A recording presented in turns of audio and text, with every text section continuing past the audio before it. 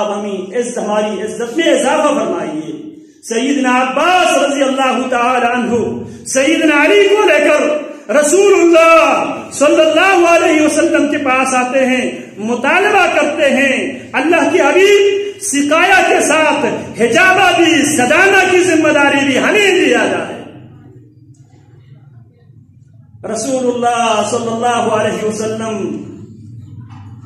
سوال کرتے ہیں این عثمان ابن ابی طلحہ، عثمان ابن ابی طلحہ کہاں ہے؟ عثمان ابن ابی طلحہ کو پیارے پیغمبر کے سامنے پیش کیا جاتا ہے، ابھی تک عثمان ابن ابی طلحہ مسلمان نہیں ہوا، عثمان ابن ابی طلحہ ابھی تک مسلمان نہیں ہوا۔ ایک کافر کے متعلق قرآن مجید کی آیت نازل ہوتی ہے وَإِذَا حَكَمْتُمْ بَيْنَ النَّاسِ أَن تَحْكُمُوا بِالْعَدْلِ إِنَّ اللَّهَ نِعِمَّا يَعِظُكُم بِهِ۔ عثمان ابن ابی طلحہ پیارے پیغمبر کے پاس آتا ہے، آپ کیا فرماتے ہیں؟ اليوم یوم بر ووفاء، آج نیکی کرنے کا دن ہے، آج وفا کا دن ہے، خذها خالدة تالدة لا ينزعها منكم الا ظالم۔ عثمان ابن ابی طلحہ سے چابی پہلے پیارے پیغمبر لیتے ہیں جناب علی کے ذریعے، پھر چابی جب محمد الرسول اللہ صلی اللہ علیہ وسلم کے ہاتھ میں آتی ہے، بنو مطلب کے لوگ بھی اس چابی کے مطالبہ کر رہے ہیں۔ عباس رضی اللہ تعالی عنہ جس کے متعلق رسول اللہ نے فرمایا تھا ان عباس ابی وسن ابی، عباس میرے باپ کی جگہ پر ہے، لیکن جب مطالبہ کرتے ہیں اللہ کے حبیب کنجی بھی ہمیں دیا جائے گا اللہ کی، آپ عثمان بن ابی طلحہ کو بلا کر کیا فرماتے ہیں؟ الیوم یوم بر ووفاء، آج وفا کا دن ہے، آج بر اور نیکی کا دن ہے، خذها عثمان بن ابی طلحہ اس چابی کو لے لو، خالدتاً تالدہ،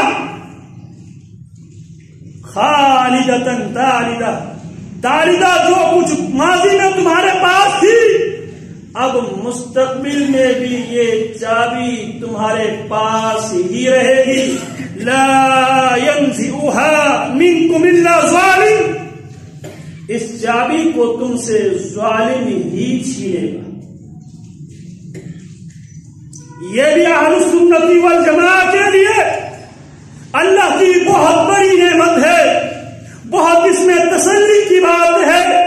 آج بھی سیدنا عثمان ابن ابی طلحہ رضی اللہ تعالی عنہ کی اولاد موجود ہے اور منہج کتاب و سنت کے مطابق ہے۔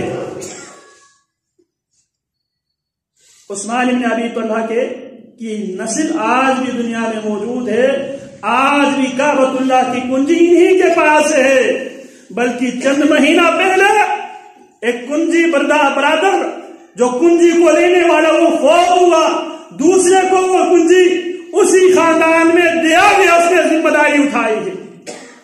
یہ بھی اہل حق کے لیے تسلی کی بات ہے، کیونکہ میرے نبی نے فرمایا تھا خذها خالدتاً تالدتاً لا ينزعها منكم الا ظالم، اس چابی کو ہمیشہ ہمیشہ کے لیے لے لو، تم سے ظالم ہی اس چابی کو چھینے گا۔ تو یہ آیت نازل ہوتی ہے کعبۃ اللہ میں فتح مکہ کے موقع پہ، اور ایک کافر کے متعلق ان اللہ یامرکم ان تؤدوا الامانات الى اهلها واذا حكمتم بين الناس ان تحكموا بالعدل ان الله نعم ما يعظكم به ان الله كان سميعا بصيرا۔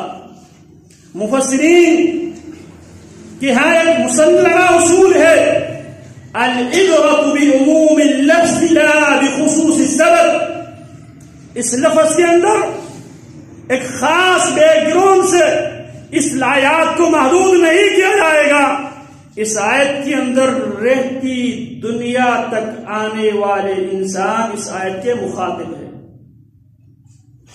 ان اللہ یأمرکم ان تؤدوا الامانات.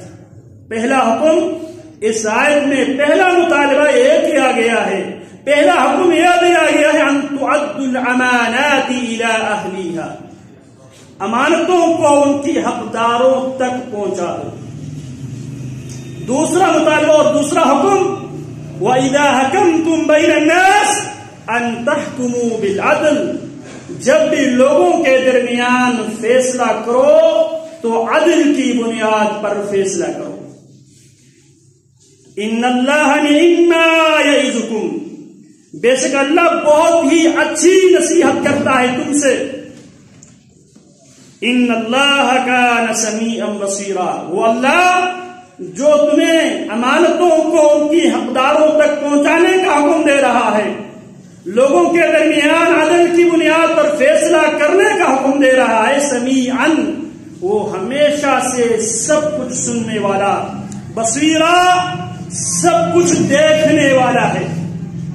تو امانت کے متعلق رسول اللہ صلی اللہ علیہ وسلم کی وہ حدیث، جس حدیث میں آپ علیہ السلام نے امت کو یہ نسخہ دیا تھا، امت کو آپ علیہ السلام نے یہ فارمولہ دیا تھا، تمہاری اللہ سے محبت ہوگی، اللہ تم سے محبت کرے گا، اور رسول اللہ سے تمہاری محبت ہوگی، اور اس محبت کی جواب میں رسول اللہ تم سے محبت کرے گی.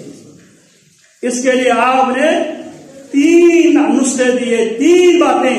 فَلْيُحَدِّثْ حَدِيثَهُ إِذَا حَدَّثَ، جب بھی بات کرے سچ